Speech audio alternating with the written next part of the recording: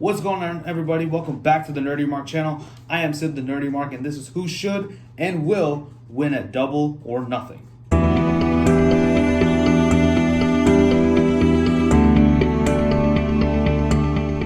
Oh boy, I need a haircut. Listen, guys, if you or someone you know is a hairstylist and you live in the Dallas, Texas, the DFW area, please hit me up on my social medias. I really am in desperate need of a haircut. Look at this crap. I am turning into a werewolf here, and all the shops are closed because of quarantine. So please let me know if you or someone you know is does hair.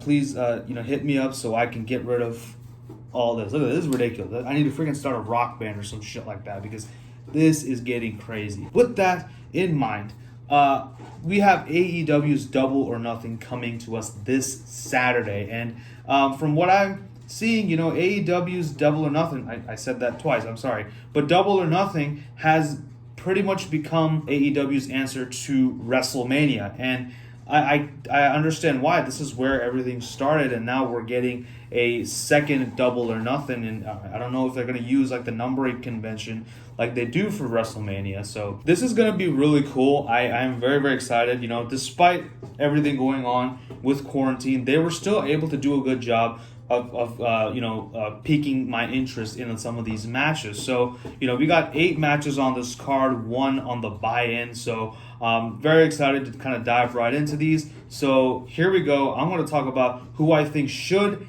and will win each match at AEW's Double or Nothing. Let's dive right in.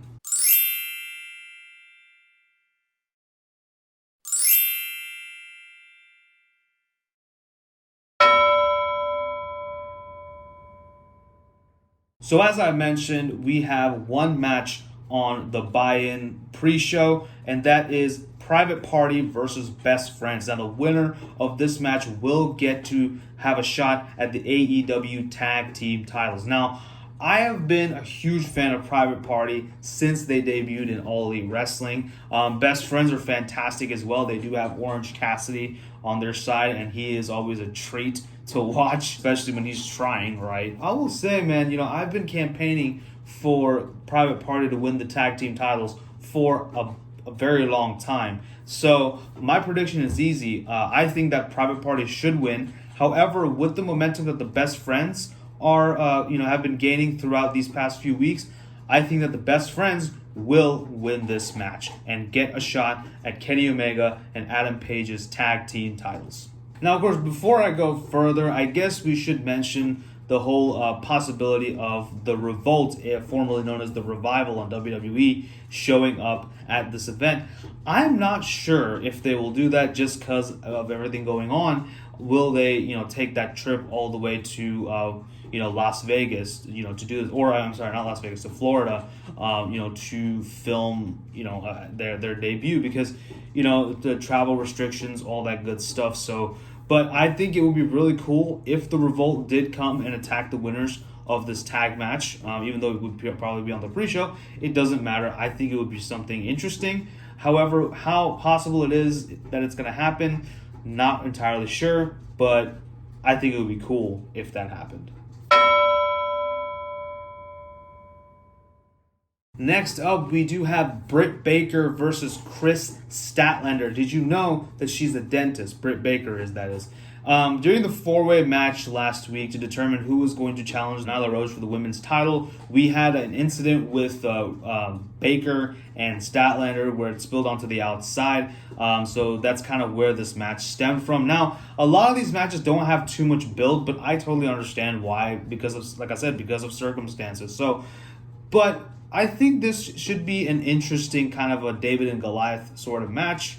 And I can see, I think Chris Statlander, she's kind of hasn't really been doing much as of late, ever since she lost at Revolution. I don't know what their plans are for Chris Statlander, but I think if she does win this match, she could build up some momentum, and she could possibly be the next challenger to the women's title once again. But I think with the momentum that Britt Baker is picking up, I do feel like they're going to favor her. And personally, I think that is the right choice. So my final prediction, I think that Britt Baker, DMD, should and will win this match, baby. And speaking of the AEW Women's title, we have a no disqualification match for this very belt against the champion Nyla Rose and the challenger Hikaru Shida. Now, I have been campaigning for Shida to win the women's title for a very long time, like how I've been campaigning for Private Party. Now, this kind of escalated to an ODQ match after Shida was attacked by Rose with her own kendo stick. So now she definitely does need some retribution, and Nyla needs to get her comeuppance. So I think Shida just whacking the hell out of her with the kendo stick would be really cool. So I just really want to see that at some point, right? But I do know that Nyla Rose isn't gonna hold back either. She's no pushover. When she's in the ring, there is hell to be paid. But I think this is a great matchup. But at the end of the day, I think that Hikaru Shida should and will be your new AEW Women's Champion. Next up, another match that has pretty much had no build but has still somewhat interested me. It is the Salt of the Earth himself, MJF, Maxwell Jacob Friedman, versus Jungle Boy Jack Perry. Like I said, not a lot of build-up to this match. MJF obviously was sidelined due to injuries like a hangnail injury and nicking his neck while he was shaving. All just absolutely devastating injuries, I know. So, it's good to see him back in the ring again. And, I'm not sure. This match really could go either way. So I am going to go ahead out on a limb. And I just have some variety. And I like MJF on the mic. And I like Jungle Boy in the ring. So I'm going to say that I think Jungle Boy should win this match. But MJF will win this match and continue his momentum. And possibly challenge for the AEW World title at some point. And now we get to what I think is probably the most intriguing match on this whole card, and that is the Casino Ladder match. It is, of course, a spin on the traditional Casino Battle Royal. Obviously they're doing something different this year instead of the Battle Royal. I guess that makes sense because not a lot of people can travel during this time. So fair point. But we do have 9 competitors, and those people are Darby Allin, Colt Cabana, Orange Cassidy, Rey Fenix, Scorpio Sky, Kip Sabian, Frankie Kazarian, Luchasaurus, and a mystery competitor. Now, as far as my predictions, I think Darby Allin should and will win this match and go on to face off against either Brody Lee or Jon Moxley for the AEW title. Now, as far as the mystery competitor, I am going to say either Sting or Drew Gulak. Now, my money is more on Drew Gulak just because he let his contract expire, and so he's pretty much free to go anywhere he wants, so he could very well end up in AEW, and I think that would be really cool. Although Drew Gulak did leave right as Timothy Thatcher came into NXT, but that's okay. It is what it is. So I do feel like it's going to be either Gulak or Sting. I hope it's Gulak, but I feel like it's going to be Sting just because, of the whole star power thing. So yeah, and anytime he can go up against WWE, I think Sting will take that opportunity, right? But anyway, this should be a really fun match. I can't wait, and let's move on to the next one. Up next, we have the Stadium Stampede, the first ever Stadium Stampede match between Matt Hardy and the Elite versus the Inner Circle. All 5 members of them. Now, they were supposed to do the whole blood and guts match between the Inner Circle and the Elite at one point, but of course, because of the whole pandemic, that had to be pushed back. So in response, they are staging the Stadium Stampede, which apparently is taking place at a football stadium. So I do hope, first of all, that this is going to be a cinematic style match. I think it will be perfect. I think a football stadium is a perfect setting for like a cinematic style of a wrestling match. And also with Matt Hardy being involved, I think it's just perfect. If you've seen any of his specials on Impact and even the Ultimate Deletion in WWE, you will know that Matt Hardy is amazing in these styles of matches. He knows how to go about and doing this whole match. With Matt Hardy being able to tap into all his different personas thanks to Damascus,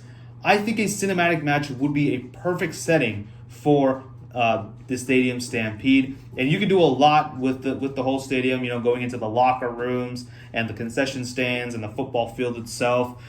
So I would be very, very excited if they did that. But as far as the winner goes, I'm going to say that I think the Elite and Matt Hardy have been put through way too much to lose now. And I feel like the Elite and Hardy should and will come out victorious once and for all against the Inner Circle.